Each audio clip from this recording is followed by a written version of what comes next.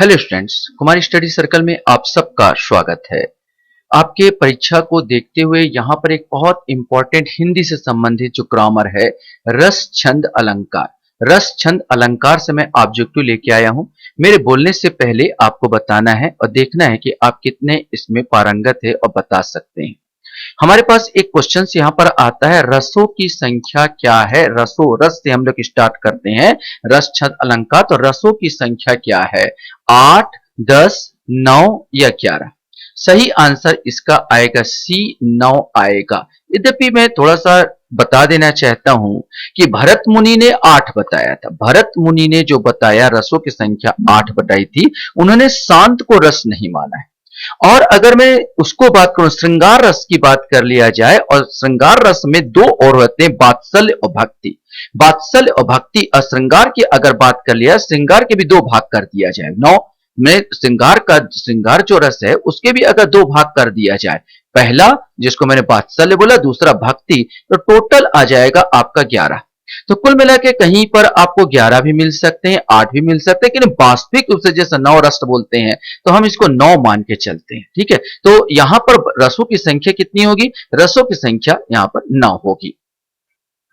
Question हमारे सामने यहां पर आता है, रस में परिणित होने वाले तथा संपूर्ण प्रसंग में व्याप्त रहने वाले भाव को क्या कहते हैं? स्थायी भाव, अनुभाव, विभाव या संचारी भाव? सही आंसर ए आएगा, स्थायी भाव कहा जाता है। क्वेश्चन हमारे सामने यहां पर आता है,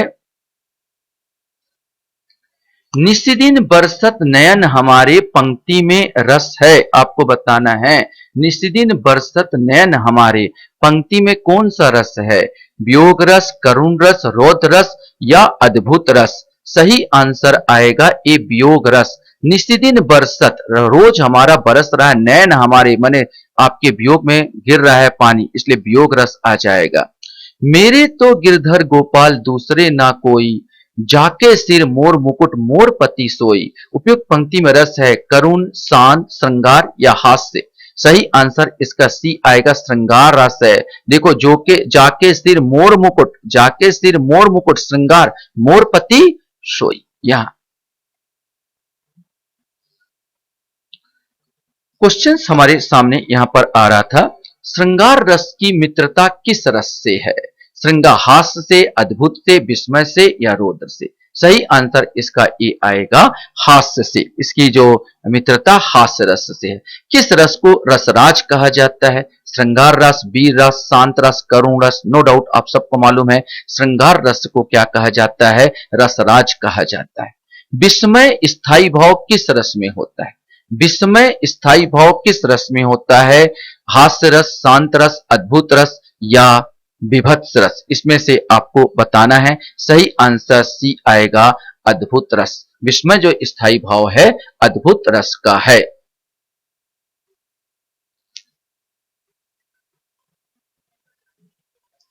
क्वेश्चन हमारे सामने आता है,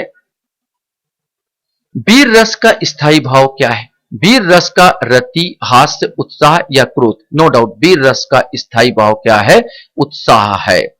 जुगुप्सा, जुगुप्सा किस रस का स्थायी भाव है? अद्भुत, भयानक, विभत्स या रौद्र? इसमें से आपको बनाना है। तो जुगुप्सा माने घृणा, यह है विभत्स रस का स्थायी भाव है। और करुण रस का स्थायी भाव क्या है, ये आपको बताना है। तो उत्साह, शोक, रति या हास्य? सही आंसर भी आएगा, शोक। माने करुण रस का स्थायी भाव आपका क्या आ जाएगा? शोक है। वैसे आपको पता है, रस को स्थायी भाव श्रृंगार का रति होता है, हास्य रस का हासी होता है, वीर का उत्साह होता है, करुण रस का शोक होता है, रौद्र रस का क्रोध होता है, विभत्स रस का जुगुप्सा या घृणा होता है, अद्भुत रस का विस्मय होता है, भयानक रस का भय और शांत का निर्वेद। शांत का क्या होता है? निर्वेद होता है। ये सब तो आपको रट्टा मार के ही जाना चाहिए और दिमाग में बैठा के जाना चाहिए, क्योंकि ये तो पूछेगा ही ये कौन सा रस का कौन सा स्थायी भाव है, ये आपसे बनना ही चाहिए।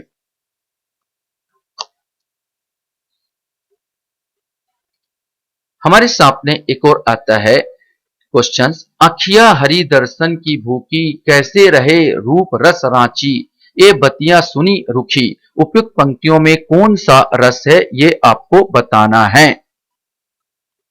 वीर रस, वियोग रस, शांत रस या संयोग श्रृंगार रस, इसमें से आपको बताना है। सही आंसर पढ़ने से ही पता चल जाएगा। वियोग श्रृंगार रस है। अखिया हरि दर्शन की भूखी, यहाँ पर वियोग हो रहा है। कैसे रहे रूप रस रांची, ए बतिया सुनी राखी, वियोग श्रृंगार रस है। रस सूत्र के जनक माने जाते हैं भरत मुनि, अभिनव गुप्त, तुलसीदास या भट्टनायक। नो डाउट ए आएगा, भरत मुनि को माना जाता है। क्वेश्चन हमारे पास है, शांत रस का स्थायी भाव क्या है? अभी मैंने बताया था पूरा कंप्लीट। शांत रस का स्थायी भाव क्या होगा? तो शांत रस का स्थायी भाव निर्वेद, यहां पर दिया निर्वेद होगा यहां। अब आता है हमारे सामने, देख समस्त विश्व सेतु से मुख में, यशोदा विस्मय सिंधु में डूबी, उपयुक्त पंक्ति में कौन सा रस है? तो देख समस्त विश्व सेतु से मुख में, यशोदा विस्मय सिंधु में डूबी। विस्मय अगर यहां पर आ गया तो आपको यहां पर अद्भुत मानना चाहिए। अद्भुत का आएगा विस्मय, तो अद्भुत रस का यह उदाहरण है।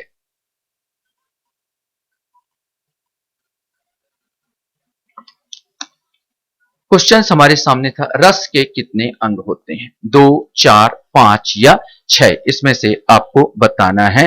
तो रस का जो अंग होते हैं, जो 4, इस रस के कितने अंग होते हैं? 4 अंग होते हैं। स्थायी भाव, विभाव, अनुभाव और संचारी भाव। ठीक है, 4 भाव, स्थायी भाव, विभाव, अनुभाव और संचारी भाव होते हैं। शांत रस की उत्पत्ति कब होती है? संसार से वैराग होने पर, क्रोध भाव दर्शाने के बाद, घोर विनाश के पश्चात, भय की स्थिति उत्पन्न होने पर। सही आंसर, जब संसार से वैराग्य हो जाता है व्यक्ति, तो शांत रस की क्या होती है? उत्पत्ति होती है। तो यहां 16 का आंसर आपका ए आएगा। क्वेश्चन है, संचारी भाव की कुल संख्या कितनी है? यह आपको बताना है। संचारी भाव कुल संख्या 8, 9, 33 या 36। सही आंसर इसका सी आएगा, 33। जिस प्रकार आपके रीढ़ की हड्डी में 33 हड्डी होती है, तो संचारी भाव में भी कितने? 33। पर संचारी भाव की संख्या टोटल कितनी है? तो संचारी भाव की संख्या आपको याद रखना 33 होती है।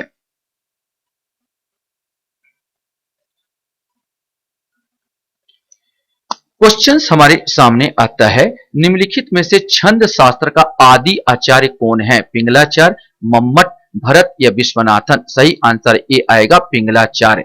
6 चरण वाला छंद कौन सा है? कविता, छप्पय, सवय या रोला? वैसे भी दिख रहा है 6 चरण छप्पय बोलते हैं, छप्पय आएगा। निम्नलिखित में से छंद का जीवन किसे कहा जाता है? गण, तुक, गति, यति? सही आंसर इसका सी आएगा, गति को छंद का जीवन कहा जाता है। क्वेश्चन हमारे सामने आता है, छंद मुख्यतः कितने प्रकार के होते हैं? 5, 4, 3 या 2? आपको यह बताना है। सही आंसर डी आएगा, 2 प्रकार के होते हैं। एक होता वर्णिक छंद, एक होता मात्रिक छंद। एक होता वर्णिक, वर्णन पर ध्यान दिया जाता है, एक मात्रा पर ध्यान दिया जाता है। एक वर्णिक छंद और एक मात्रिक छंद होता है। रोला के प्रत्येक चरण में कितनी मात्राएं होती है? यह क्वेश्चन आपसे पूछा गया है कि रोला के प्रत्येक चरण में कितनी मात्राएं यहां पर होती है? 14, 21, 24 या 34? तो सही आंसर सी आएगा, 24। 24 रोला के प्रत्येक चरण में कितनी मात्राएं? तो 24 मात्राएं होती है। यहां पर आपके सामने एक क्वेश्चन आ रहा है, अक्सर आपने पढ़ा होगा इस क्वेश्चन को।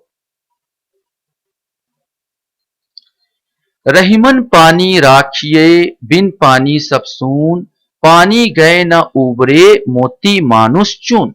ये क्या है? सोठा है, दोहा है, चौपाई है या रोला है? ये आपको बताना है।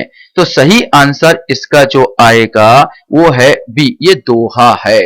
ये दोहा है। दोहा क्यों है? इसमें 13 और 11 माने 13 और 11 टोटल 24 मात्राएं होती है। पहले पंक्ति में 13 और दूसरी में 11। गिन लो भाई, ये रा एक लघु है, ये भी लघु है, ये आपका लघु हुआ, ये आपका लघु हुआ। अब ये पानी पा है मतलब ये गुरु हो गया, और ये भी बड़ा है इसलिए गुरु हो गया। अब इसमें ये एक गुरु हो गया, और ये छोटा ई है इसलिए ये लघु हो गया और एक मात्रा में गुरु हम लेते हैं। तो कितनी मात्रा है ये गिन लीजिए। तो यहां पर 4 4 5 6 7 8 9 10 11 12 13, तो ऊपर हो गए कितनी मात्रा, 13 मात्राएं होंगे। अब यहां पर 11 होने चाहिए, इसके लिए एक लूंगा, इसको एक लूंगा, ये आपका गुरु हुआ तो 2, और यहां पर भी गुरु हुआ तो 2, और इसके लिए एक, इसके लिए एक, बड़ा ऊ लगा इसलिए 2 और एक है तो इसलिए एक। गिन लीजिए 1 2 3 4 5 6 7 8 9 10 11। तो जब भी आपका इस प्रकार 13 11 और 13 11 का होगा तो वो दोहा होता है। तो 23 का आंसर क्या हुआ, दोहा।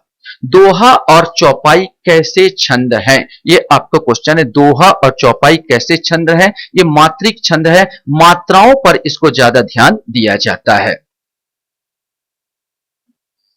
क्वेश्चन हमारे सामने यहां पर आता है, निम्न में से सममात्रिक छंद कौन सा उदाहरण है। सममात्रिक छंद का उदाहरण सी चौपाई होगा।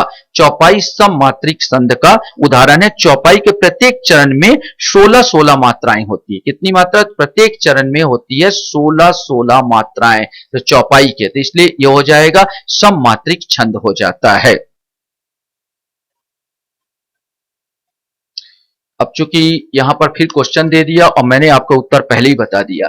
चौपाई के प्रत्येक चरण में कितनी मात्राएं होती है, तो चौपाई के प्रत्येक चरण में 16 मात्राएं होती है।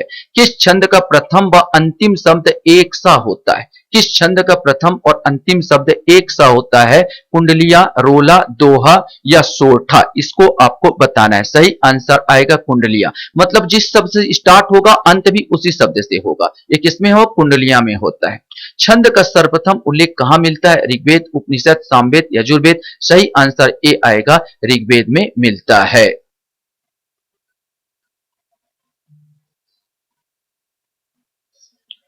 क्वेश्चन हमारे सामने यहां पर आता है, मंगल भवन अमंगल हारी, द्रबहु शो दशरथ अजीर बिहारी। ये क्या है, चौपाई है, रोला है, दोहा है या सोरठा है, इसको आपको बताना है। सही आंसर ए आएगा, ये क्या है, चौपाई है। चौपाई, ये आपका चौपाई है और चौपाई में 16 चरण होते हैं। अब गिन लो ना भाई। मंगल, अब यहां बिंदी लगा है इसलिए एक बिंदी लगा है तो 2, अगर चांद बिंदु होता तो एक ही मानता है, याद रखेंगे। यहां पर एक, यहां पर एक, भवन के लिए एक, एक और एक, यहां पर एक और बिंदी लगा है इसलिए मैंने 2 लिया, गुरु लिया ना। यहां पर एक और एक, हा बड़ा है तो इसलिए गुरु लिया और बड़ा है तो इसको गुरु लिया। गिन लीजिए 16 मात्राएं होनी चाहिए, 2 3 4 5 6 7 8 9 10 11 12 13 14 15 16, 16 16। अब यहां पर आप गिनते रहेंगे, 16 16 मात्राएं हैं, मतलब सीधा सीधा क्या है, चौपाई है। जिस छंद के पहले तथा तीसरे चरण में 13 13 और दूसरे तथा चौथे चरण में 11 11 मात्राएं होती है, वह छंद कहलाता है। माने पहले और तीसरे चरण में 13 13 और दूसरे और चौथे चरण में 11 11 मात्राएं होती है, वो क्या कहलाती है, तो वास्तव में डी आएगा, कुंडलियां कहलाती है।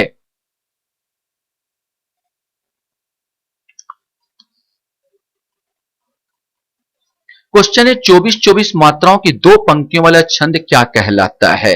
तो 24 24 मात्राओं की 2 पंक्तियों वाला छंद क्या कहलाता है, दोहा कहलाता है। अब पहले मैं 13 और 11 जोड़ लीजिए ना, पहले ऊपर 13 और 11 जो ऊपर में लिखाया था दोहा में, और टोटल कितने हो जाते हैं, 24 हो जाते हैं। इस प्रकार 24 24 मात्राएं वाला हो जाएगा, दोहा हो जाएगा। चरण कमल बंदो हरिराई में अलंकार है। चरण कमल बंदो हरिराई में अलंकार है। उपमा, श्लेष, यमक या रूपक, इसमें आपको बताना है। तो सही आंसर इसका लिया जा रहा है डी, रूपक अलंकार है। चरण कमल, चरण की तुलना कमल से, उपमा उपमान, याद रखेंगे। चरण एक उपमान है, एक उपमेय है। उपमा उपमान और उपमेय है। चरण कमल बंदो हरिराई में अलंकार कौन सा होगा, रूपक अलंकार होगा।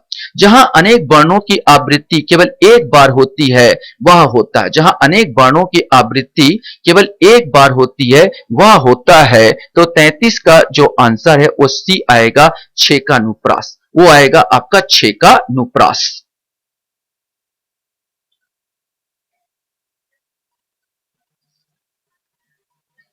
क्वेश्चन हमारे सामने यहां पर आता है, एक कविता है, कनक कनक ते 100 गुनी, मादकता अधिकाय, जो खाए बौराए, जग जो पाए बौराए।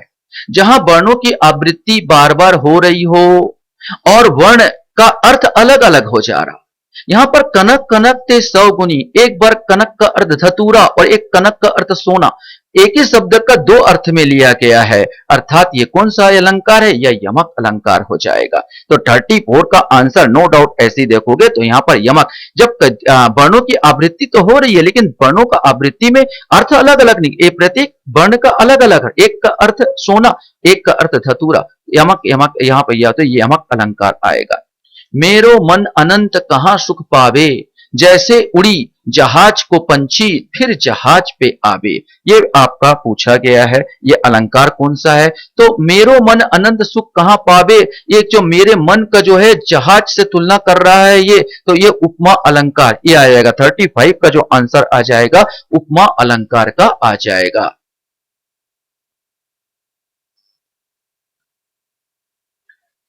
क्वेश्चन हमारे सामने यहां पर आता है, सारी बीच नारी है कि नारी बीच सारी है, कि सारी ही की नारी है कि नारी ही की सारी है। यहां पर माने ये समझ में नहीं आ रहा है तो मन भ्रांति मन होगा या संदेह होगा, स्मरण हो गया, उत्प्रेक्षा हो गया। सही आंसर भी संदेह। सारी बीच नारी है कि नारी बीच सारी है, कि सारी ही की नारी है कि नारी ही की सारी है, ये संदेह उत्पन्न कर रहा है, इसलिए कौन सा अलंकार? संदेह अलंकार होगा।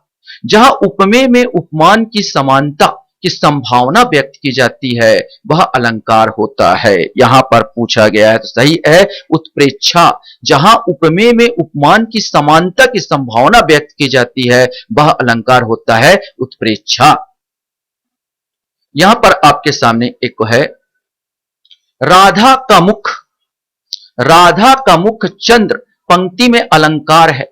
राधा का मुख चंद्र में पंक्ति में अलंकार है। उपमा, उत्प्रेक्षा, रूपक या यमक, इसमें से आपको बताना है। सही आंसर इस उत्प्रेक्षा। देखो राधा का तुलना किससे किया जाए? चंद्र से, जहां उपमेय का उपमान की समानता की संभावना व्यक्त किया जाता है। उपमा चंद्र से कर रहे हैं राधा का मुख का, जहां उपमेय का उपमान की समानता की संभावना व्यक्त की जाती है उसे उत्प्रेक्षा, मैंने कहा था यहां पर 37 को उत्प्रेक्षा, और यही उदाहरण दे दिया, उत्प्रेक्षा अलंकार हो जाएगा।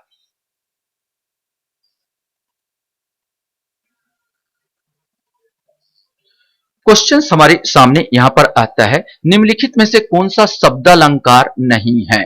अनुप्रास, श्लेष, यमक या रूपक? सही आंसर डी आएगा, रूपक। रूपक जो है शब्दा अलंकार नहीं अर्थालंकार है। जो शब्दों से जिसमें चमत्कार हो शब्दालंकार, और जिसमें अर्थों में चमत्कार हो और वो होता है अर्थालंकार। तो ये जो अनुप्रास, श्लेष, यमक, ये सब शब्दालंकार शब्दों में चमत्कार होते हैं, और रूपक ये अर्थों में चमत्कार होते हैं। तो डी आएगा रूपक अलंकार। 39 का डी आ जाएगा। जहां वर्णों की आवृत्ति बार बार होती है उसमें कौन सा अलंकार होता है? अनुप्रास, श्लेष, यमक या रूपक? तो यहां पर आएगा वर्णों की आवृत्ति जहां क्या होती, बार बार होती है, उसको हम क्या कहते हैं? तो 40 का ए आएगा अनुप्रास अलंकार। अनुप्रास अलंकार का जैसे यहां उदाहरण देखूं, मुदित मुदीपति, मुदित मुदीपति मंदिर आए, यहां पर मां की आवृत्ति, मुदित मुदीपति बोल रहा हूं, मुदित मुदीपति मंदिर आए, यहां मां की आवृत्ति बार बार हो रही है, इसलिए क्या हो जाएगा? अनुप्रास अलंकार हो जाएगा।